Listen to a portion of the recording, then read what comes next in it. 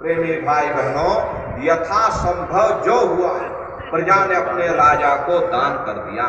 जब राजा महल की तरफ बढ़ा, रानियों ने जब देखा, अरे मेरा राजा ही भिक्षा मांग रहा, हम हीरे जवाहरात पहन करके क्या करेंगे। जो समझा प्रेमी भाई बहनों, उन्होंने अपने हीरे जवाहरात उतार करके अपने राजा को दान कर दिया। और जब राजा माँ के दरवाजे पर पहुंचा, माँ से कहा, माँ भिक्षा दे दे। माँ ने कहा, तू मेरा बेटा है, अगर मैं तुझे हीरे जवाहरात दूंगी ये तेरे काम नहीं आएंगे, बेहतर होगा मैं वो चीज दूं जो तेरे काम आवे। राजा बोला, हे माते, तू जो चाहे मुझे दान कर दे। माँ ने कहा, बेटा मेरी 3 बातें हमेशा याद रखना, ये 3 सीख मैं तुझे दान में दे रही हूं। पहली बात यह है, किसी मजबूत किले या महल में रहना।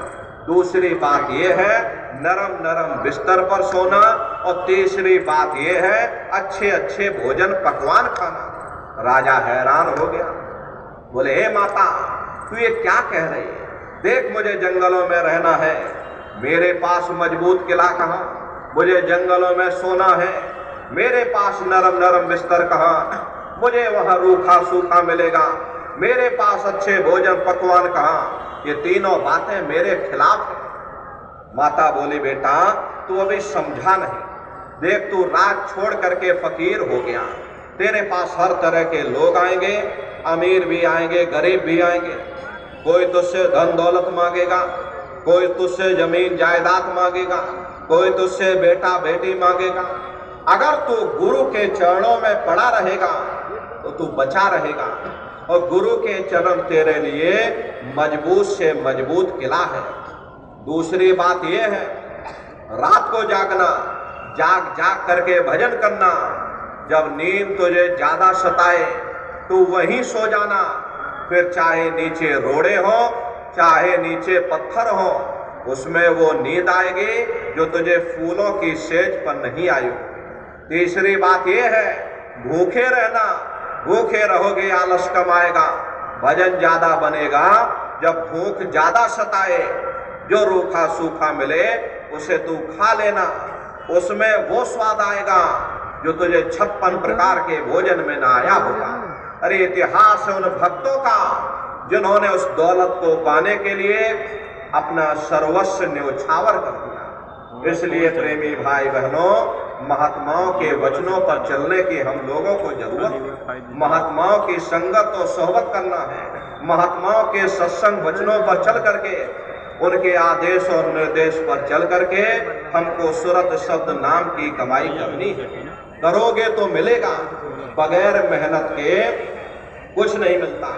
आप मेहनत करोगे, आप साधना करोगे, अरे आपको वो सुख मिल जाएगा, वो शांति मिल जाएगी जो इस जड़ संसार में, इस जड़ दुनिया में नहीं मिलता। ये मानव तन ये बार बार नहीं मिलने वाला। अब की बार ये मौका मिल गया, न जाने कितने युग युगांतर तक अलग अलग योनियों में भटकने के बाद तब बड़े सौभाग्य से तुम लोगों के मनुष्य शरीर मिला, बड़े सौभाग्य से ये मानव तन मिला है।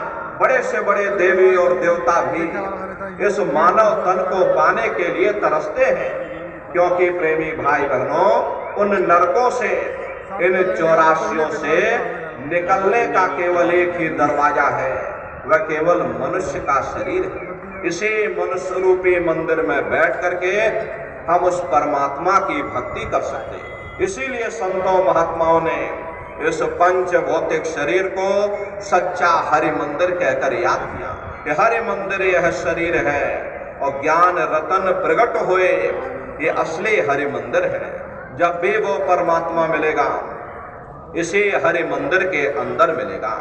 इसी पंच भौतिक शरीर को गुरु नानक साहब ने नर नारायणी देह कहकर याद किया। ये वो देह है जिसमें नारायण स्वयं विराजमान है। अरे वो नारायण जब भी मिलेंगे तुम्हें तुम्हारे अंदर मिलेंगे। यही कबीर साहब ने लिखा कि जो तिल माही तेल है, जो चकमक में आग, और तेरा साईं तुझ में, और जाग सके तो जाग। जिस तरह से तिल में तेल होता है, पत्थर में अग्नि होती है, ठीक उसी तरह से वो मालिक हर एक के घट घट में, हर एक के वजूद के अंदर बैठा हुआ। यही महात्माओं ने लिखा कि कस्तूरी कुंडल वशे मृग धूड़े बन माही, ऐसे घट घट राम है और दुनिया देखे नाही। जैसे हिरन कस्तूरी की खुशबू को बाहर जंगलों में ढूंढता फिरता, हालांकि वो खुशबू उसके नाभि से हो करके आती है, वही हाल हम जीवों का है। हम दुनिया के जीव भी उस परमात्मा की खोज बाहर इस जड़ संसार में कर रहे हैं, लेकिन महात्मा कहते हैं भाई मोको कहाँ ढूंढे रे बंदे, मैं तो तेरे पास में, और ना तीरथ में ना मूरत में, मैं तो हूँ विश्वास में। ना मैं तीरथ में मिलूंगा, ना मैं मूरत में मिलूंगा, ना मैं अन्य किसी कर्मकांड में मिलूंगा, ना मैं ग्रंथों में मिलूंगा, ना मैं पोथियों में मिलूंगा, ना ही मैं इन किताबों में मिलूंगा। चाहे सारी उम्र बैठ करके तुम किताबों को पढ़ते रहो, अरे मैं जब भी मिलूंगा तो मैं तुम्हारे अंदर मिलूंगा। प्रेमी भाई बहनों, बड़ी सीधी सी बात है कि अगर खाना बनाने की किताब सारी उम्र बैठ करके आप पढ़ते रहोगे कि भाई खाना ऐसे बनता है और खाना वैसे बनता है और खाने में नमक डाला जाता और खाने में तेल डाला जाता, तो कभी तुम्हारा पेट नहीं भर सकता। जब तक आप खाना बनाओगे नहीं, उसे स्वयं खाओगे नहीं, कभी तुम्हारा पेट नहीं भर सकता। हम वेदों की निंदा नहीं करते, हम ग्रंथों की निंदा नहीं करते, हम गीता कुरान और बाइबल की निंदा नहीं करते। वेद शास्त्र गीता कुरान और बाइबल कहती है भाई मनुष्य के अंदर अंड खंड ब्रह्मांड है, स्वयं वो परमात्मा तुम्हारे अंदर बैठा। चलो अंदर चलो, अंदर चल करके उस परमात्मा का दर्शन दीदार करो। अब सवाल ये उठता है भाई आखिर हम अपने अंदर जा करके उस परमात्मा का दर्शन कैसे करेंगे? तो इसके लिए संतों महात्माओं ने केवल 3 साधन बताए।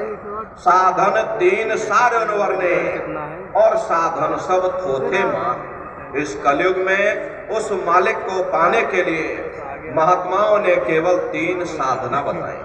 पहला है सुमरन, दूसरा है ध्यान और तीसरा है भजन। सुमरन कहते हैं मालिक को याद करना, ध्यान कहते हैं अपनी दृष्टि को एकाग्र करना, और भजन कहते हैं कान में उंगली डाल करके उस शब्द को सुनना, उस नाम को सुनना, उस देववाणी आकाशवाणी को सुनना जो 24 घंटे तुम्हारे अंदर गूंज रही है। प्रेमी भाई बहनों, ये सुरत शब्द नाम की साधना है। जितने भी महात्मा धरती पर आए उस मालिक को पाया, सुरत शब्द नाम योग की साधना करके ही पाया। देखो सबसे पहले कबीर साहब आए, कबीर साहब ने सुरत शब्द नाम योग की साधना जारी की। उसके बाद गुरु नानक साहब आए, गुरु नानक साहब ने भी सुरत शब्द नाम योग की साधना जारी की। उसके बाद और भी महात्मा आए, कबीर, नानक, दादू दरिया, भीखा, रविदास, पलटू जगजीवन। प्रेमी भाई बहनों, बहुत से महात्मा आए प्रेमी भाई बहनों जिन्होंने सुरत शब्द नाम योग की साधना जारी की। तो ये सुरत शब्द नाम योग की साधना है। सुरत कहते हैं जीवात्मा को, शब्द कहते हैं उस आवाज को जिसको पकड़ करके ये जीवात्मा ऊपर से नीचे आई है, उसी आवाज को पकड़ करके ये जीवात्मा नीचे से ऊपर चढ़ेगी। इस साधना की 3 क्रियाएं हैं, सुमरन, ध्यान और भजन। तो कैसे आप लोग सुमरन करोगे, कैसे आप लोग ध्यान करोगे और कैसे आप लोग भजन करोगे, जरा बैठ करके अच्छी तरह समझिएगा और फिर घर पर जा करके आप लोग करिएगा। या अपने टेंट रावटी में बैठ करके इसका अभ्यास आप लोग करिएगा। तो बैठ करके आप लोग पहले समझ लो कैसे आपको सुमरन करना, कैसे आपको ध्यान करना है और कैसे आपको भजन करना है। तो सबसे पहले सुमरन कैसे किया जाएगा? सुमरन करने के लिए एक माला आप लोग ले लेना। तो देखिए प्रेमी भाई बहनों, 108 दाने की ये माला है।